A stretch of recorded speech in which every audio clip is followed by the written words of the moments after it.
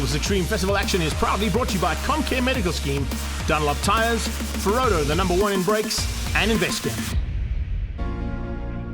A big welcome to Swartkops, the home of the Extreme Festival, for round 2 of the National Extreme Festival. We've got 8 categories of racing here today, action-packed. All the classes are bumper and filled to the maximum. And more importantly, it is phenomenal to see the crowds back at Motorsport in South Africa. They are going to be in for a day like they've never had in a long, long time. Let's go and find out what happens here at round 2 of the Extreme Festival. The first bit of action comes from the Investchem Formula 1600s. And 2 of our single-seater championships went to battle at Swartkops at the second round. But it's great to see the battle continuing in the Formula 1600s. The 2 Geldenhuys boys had an incredible outing down in Cape Town, and Josh LaRue is certainly looking to change things around here this weekend. We caught up with Josh to see how it's gone so far. Qualifying went really well. I'm very happy with my results, getting pole for both of the races. Yesterday we had a few problems with the car, but that's been sorted. I'm very, very excited for my race. I'm looking forward to it. Just need to get out in front coming out of turn 2. And then from there, just hopefully keep the lead like I did in Cape Town. And yeah, just a big thanks to Uncle Brian for the work he put into the car yesterday, fixing the brakes and all the other issues. And yeah, looking forward to the race. Another man who's ever improving is Andrew Schofield. Qualifying this morning, I managed to finish in 3rd for the first race. Fortunately, battled with 1 or 2 gremlins, so I'm looking at 6th for the second race to start with my second fastest time. But I'm really excited. It's been a great weekend, a lot of fun, great camaraderie in our series amongst all the drivers, so we're all having a great time. And a big thank you to Brian and his team, Chipper, Pete, also from Hendrik as well, my dad, everyone who's put a lot of work in this car and time and effort for me. I really appreciate it, and yeah, hope it all goes well. We're looking forward to another epic battle here amongst the youngsters from karting who've stepped up into single-seaters. A couple of guys have come from other single-seater categories. It's LaRue and Geldenhuys on the front row, Schofield and Voss the second row, Dolenschek and Van Wheelie pushing hard, and then Jason Coetzee and Ewan Holtzhausen. Not quite the qualifying that Gerard Geldenhuys wanted, that's for sure, down in 9th. He's alongside Monkonkwana, and then it's Van der Laan, Naidu and Lanfear that bring up the field as they come to take up their positions for race number 1 here in the Investchem Formula 1600s.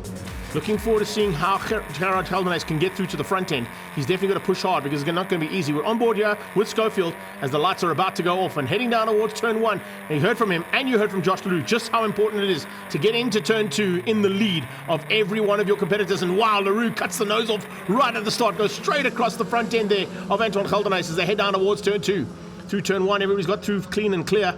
Big maneuver there. Watch out for the green striped car coming around the outside. Wow, good move there from Gerard. Geldenhuys already starting to make his way up and goes alongside the magnificent paint and hardware car and actually puts a wheel on the dirt, trying to find a way through there on Van Wheelie. And having a look here, as you can see, coming through from Troy Dolenschek's point of view. Dolenschek pushing hard as well to try and stay with his front pack. Does not want to let them get away. And they're trying to find a way, and he tries to squeeze up the inside. Good move there. Finding an awesome maneuver through turn 4 to get ahead of Holtzhausen. Johan Holtzhausen had no answer there to Dolenschek, and Dolenschek now has him on the attack coming up under braking for turn 5. Alex Voss under attack as well from Van Wheelie. Don't want to be locking up wheels. Those 2 guys coming very up close and personal and getting exceptionally close. Same thing can be said here as Geldenhuys squeezes through and Van Wheelie drops down a position. So Nicholas Van Wheelie losing out 1 place there to the hard-charging Gerard Geldenhuys. His brother's in 2nd place, and it's Josh LaRue who leads the pack as they come to complete the first lap. Absolutely mind-blowing stuff, as always, in Formula 1600s. And such close racing from the word go means we're in for an epic 10-lapper here. Down towards turn 1, there's a move on the inside as well. Coming out of Jason Coetzee, we're on board here with Siabongo Monkonkwana. He's a bit further back in the pack, just outside that top 10 position at the moment, and looking to try and get into the top 10 if he can. He's already applying the pressure onto the back end. It looks like of Srin Naidu. Srin Naidu just getting ever so ahead of him on the start. But Monkonkwana is watching his rearview mirror as well, because he's got Teo van der Laan pushing him hard, looking to try and squeeze through there. And Jason Coetzee is in the mix as well.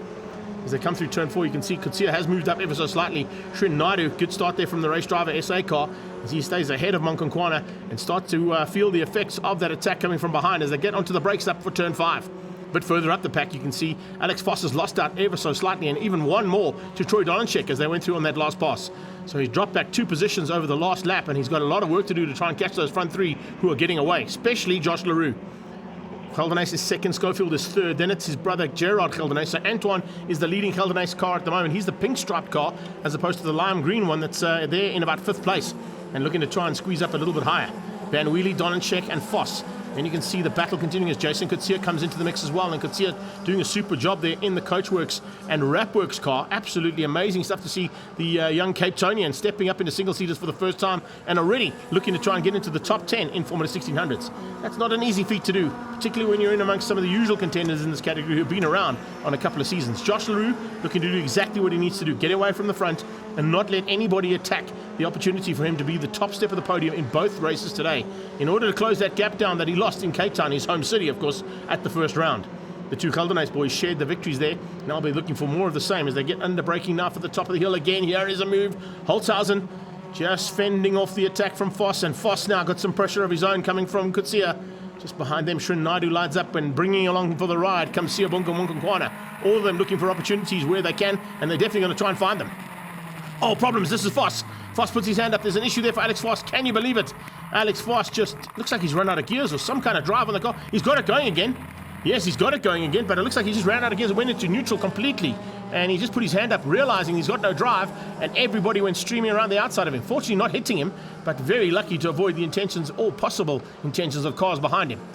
He's back up and running, but he's now right at the back and possibly right behind Storm Lanfear at the back end of the field. So some work to do now for Voss if he can keep it going and get it going again and see if he can find the pace he had earlier on.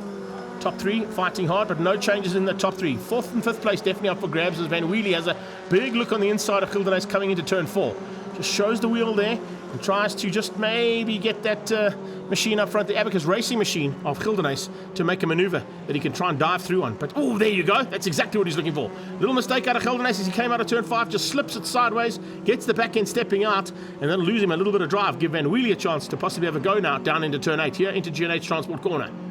Yeah, he's not quite close enough, though. He wasn't able to capitalize on that small mistake.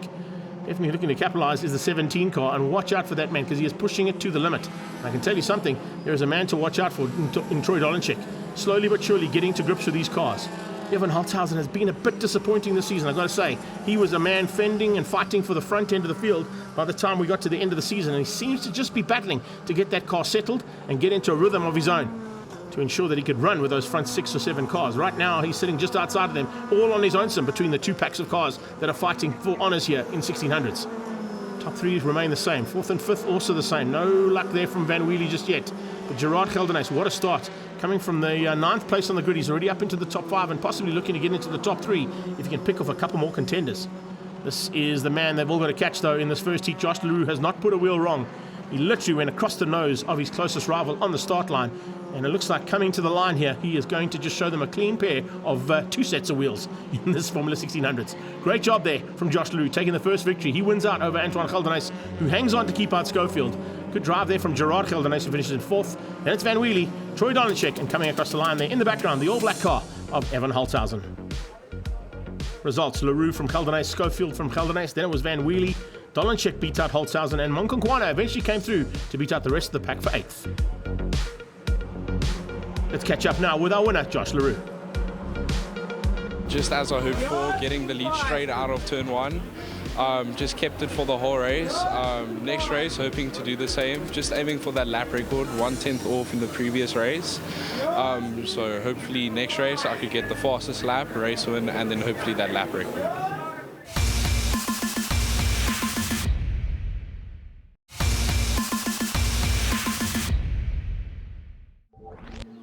Welcome back to Swartkops and race 2 now, coming from the Investchem Formula 1600s.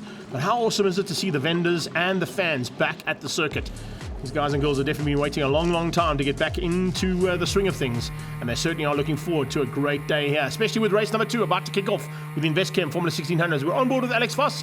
He had problems at the beginning and at the end of the race as well. 2 issues he had to sort out. Eventually ended up in the pit lane, but it looks like he's got it sorted out, and he heads down into turn 1 in about 3rd place. Good start off the line there from Voss, but a fantastic start yet again coming out of Gelderhuys and from LaRue. This time not as good from LaRue as from Gelderhuys, and he gets outgunned by Antoine as they go down into turn 2. Oh, Voss running Van Wheelie a little bit wide there, and Holtzhausen trying to dive on the inside. Troy Dolenchik looks like he's capitalized on that, gone to 4th place. Yes, he has. So Dolenchik, definitely a big maneuver there from the word go, and moves up to 4th place. Already looking for 3rd on Voss as they come down the back straight away into turn 4. Dolenchik's point of view as they go into turn 4, that's an awesome shot. Have a look at that. Full flight, everything she's got through there, and that's about third or fourth gear in that car. Looking in the rearview mirror, concerned about Van Wheelie, who's on the attack. Here comes Van Wheelie on the inside. You won't miss those gold wheels of Van Wheelie from the magnificent paint and hardware car, and he tries to get through but can't find a way, and just gets beaten into turn 5. Srin Naidu behind Jason Kutsia. Looks like a little bit of a tough start there from him. Didn't quite go according to plan. As you can see them heading down the hill now. Storm Lanfear in the mix as well. They're at the back of the field, all fighting for honours there. But the battle continues. Here is a big manoeuvre there from Munkankwana trying to find a way through there on Jason Kutsia. Didn't quite get it 100% right, but keep an eye on him. Andrew Schofield in that mid-pack as well. There you see, I was about to say having a dive and looking for a way through, and he does exactly what I expected him to do into turn 1. Goes side by side, and looks like, yes, Holtzhausen might be demoted down one position.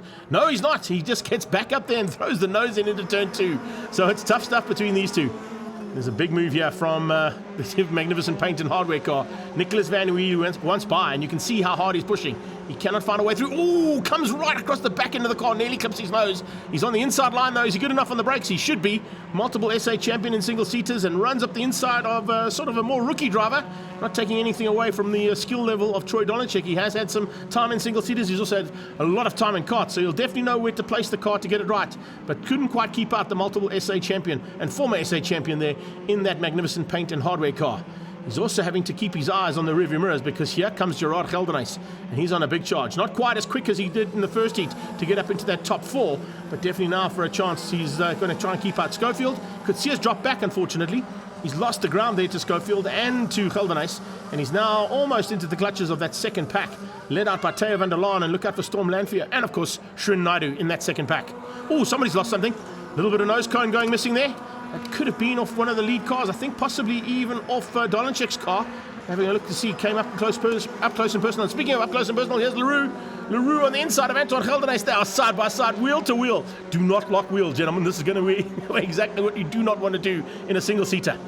Late braking coming out of Leroux, and he is on the inside line. Should be able to get on the inside and get past. No, he doesn't. They come up close and personal into Kenwood now.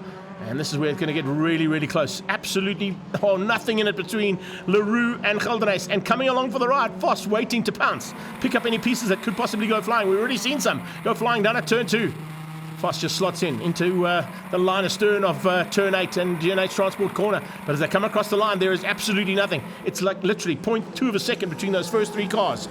Across the line come the rest of the pack. It looks like, yes, big move here from the Fly Saf air car of Andrew Schofield, closing in on the second of those Abacus Division racing machines of Gerard Geldenhuis. So the fight is on here, big time, for the lead and then for about 5th place on track. And in fact, even further back there's a second battle just behind the back mark as they're starting to rage as well. We'll keep an eye on those as much as we can. Voss hangs on for now. He's got Van Wheelie looking left, right and centre, trying to find a way past. Van Wheelie this time decides to follow Voss up the hill and can't quite get on the inside there. Alex Voss just placing the car to perfection. Someone's run wide. Oh, Leroux's run wide. Leroux has run wide. He put a wheel on the dirt trying to make a late outbraking manoeuvre, and he's run off the circuit completely. Oh, race 1 winner's gone from hero to zero, and you can see, I think that black wing that went missing in turn number 2 was actually his. Just picked up on that for the first time. The front left wing is missing on the front of Leroux's car. Could possibly have been an issue with the braking that he experienced there, and couldn't quite get up the inside line that he was looking for due to the lack of downforce on the front end. Have a look at this. This is Alex Voss's point of view. There you see him running wide. And, whoa, Geldenhuis very lucky to get back online and just keep out the attack from Voss. He nearly got overtaken by Alex Voss as they went out of turn 5, but he was just able to get on track and just block the opportunity there that opened up for Alex Voss. Van Wheelie's looking for a chance now. He's right on Voss's tail, as he has been almost all of these first couple of laps.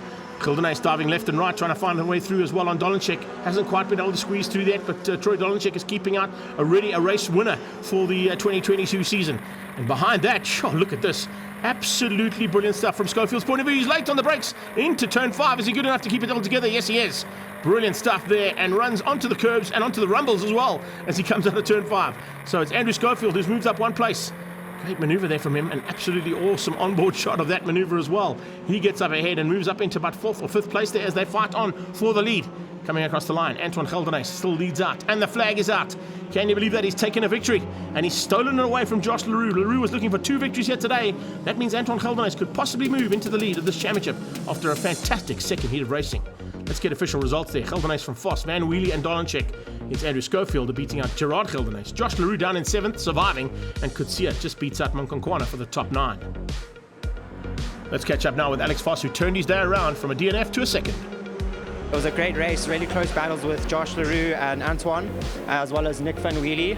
So it was an epic race, super enjoyable, and just want to thank my team Investchem, as well as Hendrik and Greg Canyon, as well as Brian Kruger, for figuring out the electrical issues and getting us going for race 2. Antoine Geldenhuys has taken 2 out of 4 possible victories so far. At the start, it was just an amazing start from me, and I took the lead and just went from there. It was touch and go the whole time, but at the end I got the first place, and I'm quite happy with that. And I hope the next races will be the same. Confirmation of that. Geldenhuys taking the lead of the championship ahead of Josh LaRue. Gerard Geldenhuys moves up into 3rd place. Nick Van Wheelie drops down to 4th, and Schofield in 5th place as we look forward to the next round.